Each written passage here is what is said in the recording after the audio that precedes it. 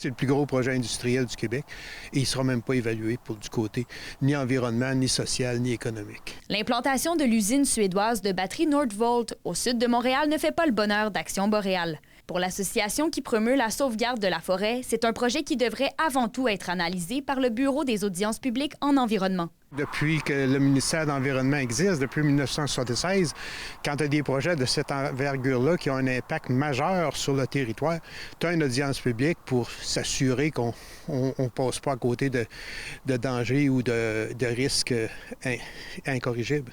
Bien que l'usine serait implantée à Montréal, pour le militant écologiste Henri Jacob, il pourrait y avoir des répercussions directes dans la région, notamment sur le plan du lithium. Naturellement, la Nordvolt, qui vont faire des batteries, ça prend du lithium. Puis le lithium est pris dans les régions, dont l'Abitibi. On sait qu'il y a énormément de claims qui est de recherche minière pour trouver du lithium ici en Abitibi. Il y a déjà plusieurs projets et dans le Grand Nord. Donc, naturellement, on va avoir un impact direct sur le territoire.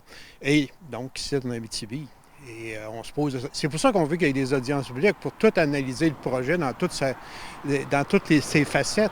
L'organisme a d'ailleurs lancé un cri d'appel au groupe écologiste métropolitain dans une lettre ouverte publiée mardi. Comme près d'une 70aine de milieux humides sont en péril, Henri Jacob questionne encore l'inaction omniprésente dans le projet. On reproche aux groupes qui sont situés dans ce territoire-là, qui ont les moyens, parce que c'est tous des groupes bien financés par le gouvernement, entre autres, et qui ne lèvent même pas la main. On en regarde sur leur site, il n'y a rien qui est dit sur la question de Nordvolt, alors que c'est majeur. Et on parle qu'il va y avoir au-dessus d'une 60aine de milieux humides qui vont disparaître, alors que le gouvernement dit qu'il faut protéger les milieux humides.